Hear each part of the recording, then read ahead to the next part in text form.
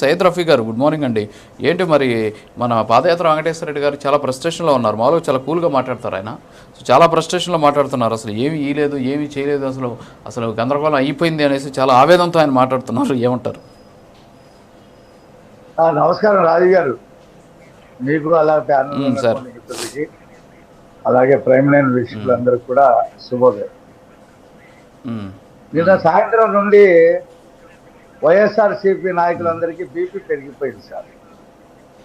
ఎన్ని టాబ్లెట్లు వేసినా కంట్రోల్ కావట్లేదు.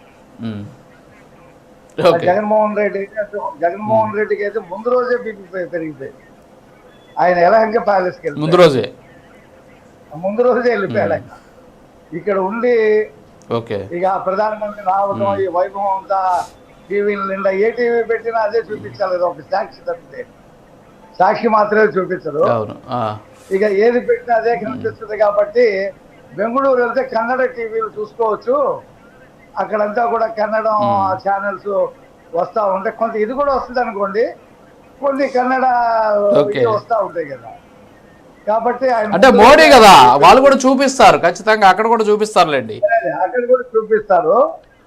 కాబట్టి ఒక్క రూపాయి ఇవ్వలేదంటున్నాడు. 47,000 కోట్ల రూపాయలు ప్రపంచ బ్యాంక్ కానీ, హడ్కో కానీ, అనేక బ్యాంకులు కానీ 47,000 కోట్ల రూపాయలు అమరావతి పునర్నిర్మాణానికి సమీకరించబడింది.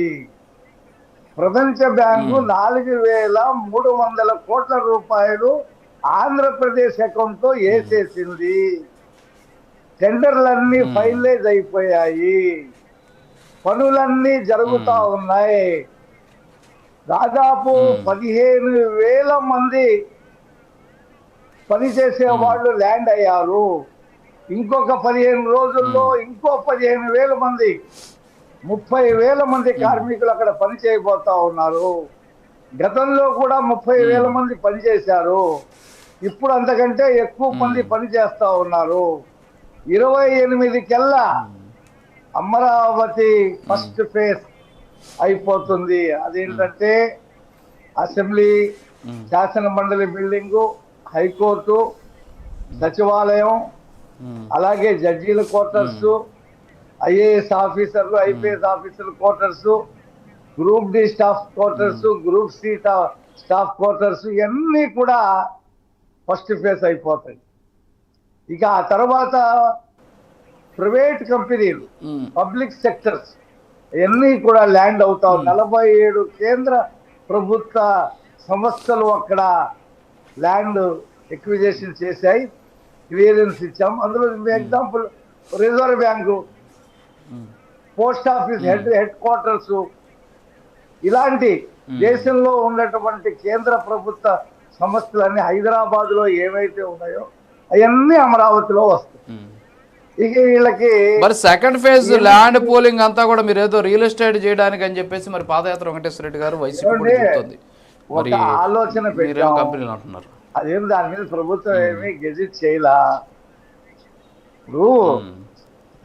ఇప్పుడు జగన్మోహన్ రెడ్డి గారు ఏమన్నాడు, మీరు సేకరించినటువంటి 30,000 ఎకరాలు సరిపోదు, ఇంకో 30,000 ఎకరాలు సేకరించి సుమారు 60,000 ఎకరాలకు పైగా రాజధాని ఉండాలి అని చెప్పేసి అసెంబ్లీలోనూ, అంతకుముందు 2012లో హైదరాబాద్ మీటింగ్లోనూ పెద్ద నగరం కట్టాలని చెప్పేసి ఆయన మాట్లాడారు. తర్వాత ఇక ఆయన నైజం అది యూటర్న్ తీసుకోవడం, అధికారంలోకి రావడంతోనే ప్రజావేదిక కూల్చేయటం, రాజధానిని చంపేయటం, పోలవరాన్ని చంపేయటం, ఇది ఆయన నైజం.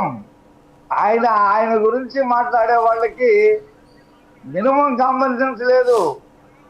మోడీ గారు ఏమి ఇవ్వలేదంటే నువ్వు 3 రాజధానులను పెట్టుకొని నాకు అసలు ఏమీ రాజధానికి డబ్బులు ఇవ్వద్దు అని చెప్పి ఉత్తరం రాసిన కనుడు ఈయన కేంద్ర ప్రభుత్వానికి. నాకేమీ రూపాయి ఇవ్వాల్సిన అవసరం లేదు అని రిజర్వ్ బ్యాంక్ కి ఉత్తరం రాసినటువంటి కనుడు. నాకేమీ రూపాయి ఇవ్వాల్సిన అవసరం లేదు రాజధానికి అని చెప్పి హడ్కోకి రాసినటువంటి ఘనుడీన. ఆ రోజుల రైతులకి ప్రతి నెల కౌలు హైకోర్టుకి వెళ్ళి వాళ్ళ ఆర్డర్ తెచ్చుకుంటే ప్రతి నెల ఆర్డర్ తెచ్చుకుంటే కానీ ఇవన్నీ పెద్ద మనిషి ఆయన. ఎన్ని చరిత్ర ఎన్ని రికార్డెడ్ గా ఉన్నాయి. ఏ రోజైనా నువ్వు రైతులకి పిలిచి మాట్లాడావా? నువ్వు 3 రాజధానులు అన్నావు, ఇక్కడ ఒక రాజధాని శాసన రాజధాని అన్నావు. ఈ శాసన రాజధానికి ఇంత స్థలం అవసరం లేదు, ఇన్ని ఎకరాలు అవసరం లేదు, మీ పొలాలు మీకు ఇచ్చేస్తాను, నాకు కావలసింది ఇంతే తీసుకుంటానని ఎప్పుడైనా మాట్లాడావా? మరి వైజాగ్ పరిపాలన రాజధాని అన్నావు, కేంద్రానికి ఉత్తరం రాశావా? వైజాగ్కి ఇవ్వండి, మేము రాజధాని అక్కడ కార్యనిర్వాహక రాజధాని కడుతున్నామని చెప్పి ఎప్పుడైనా ₹1 అడిగావా? పోనీ నీ డబ్బులతో, ఆంధ్రప్రదేశ్ ప్రభుత్వం డబ్బులతో ఏదైనా ఒక బిల్డింగ్ పెట్టావా? కర్నూలులో న్యాయ రాజధాని అన్నావు, ఏదైనా స్థలం సేకరించావా? కర్నూలులో న్యాయ రాజధాని కట్టడానికి ఏమీ చేయకుండా చేష్టలుడికి చూస్తూ మట్టిలోనూ ఇసుకలోనూ మద్యంలోనూ అన్నిట్లోనూ అవినీతి చేసుకుంటూ పోలీసు రాజ్యం పెట్టి ఎవరిని మాట్లాడకుండా ఒక చీకటి రాజ్యం చేసి 5 సంవత్సరాలు ప్రజల్ని పీడించి పిప్పి చేసి ఆ చీప్ లిక్కర్ని రంగు నీళ్ళేసి అమ్మేసి వాళ్ళ ప్రాణాలు తోడేసి కిడ్నీలు కాలేయాలు పోయేలాగా జనం చచ్చిపోయేలాగా చేసి వాళ్ళ రక్తంతో పిండుకొని డబ్బులు సంపాదించుకున్న జగన్మోహన్ రెడ్డికి ఇవాళ మాట్లాడే అవకాశం ఉందా? అసలు ఎవరైనా మేము 3 పార్టీల వాళ్ళు గేట్లు తెరిస్తే వైఎస్ వెంకటేశ్వర రెడ్డి లాంటి వాళ్ళు ఇంకా కొంతమంది మిగులుతారు తప్పితే మొత్తం ఖాళీ అవడానికి సిద్ధంగా ఉన్నారు. ఇవాళ మే వచ్చేసింది. ఈ మేలో మేము 2 సూపర్ 6 అమలు చేయబోతా ఉన్నాం. రాజుగారు వాళ్ళు చెప్తున్నారు కదా, ఎక్కడ సూపర్ 6 అని. తల్లికి వందనం, ఎంతమంది పిల్లలు ఉంటే అంతమందికి ఒక్కొక్క పిల్లవాడికి 15,000 రూపాయలు ఇవ్వబోతా ఉన్నాం.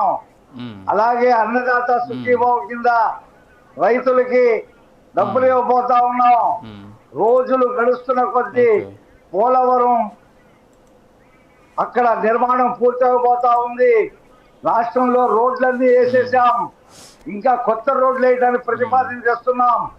అమరావతి నుంచి అనంతపురానికి 6-వే లైన్ వేయబోతా ఉన్నాం. మెట్రో విజయవాడకి తీసుకురాబోతా ఉన్నాం. విశాఖపట్నానికి మెట్రో తీసుకురాబోతా ఉన్నాం. రేపు వచ్చే సంవత్సరంలోనే భోగాపురం ఎయిర్పోర్ట్ ని జాతికి అంకితం చేయబోతా ఉన్నాం. ఈ వచ్చే 4 సంవత్సరాల్లో 20 లక్షల మంది యువకులకి ఉద్యోగాలు ఇవ్వబోతా ఉన్నాం. ఇప్పటికే 8 లక్షల కోట్ల రూపాయల పెట్టుబడులు వచ్చాయి, ఇంకా పెట్టుబడులు వస్తాయి. ప్రధానమంత్రి చెప్పాడు.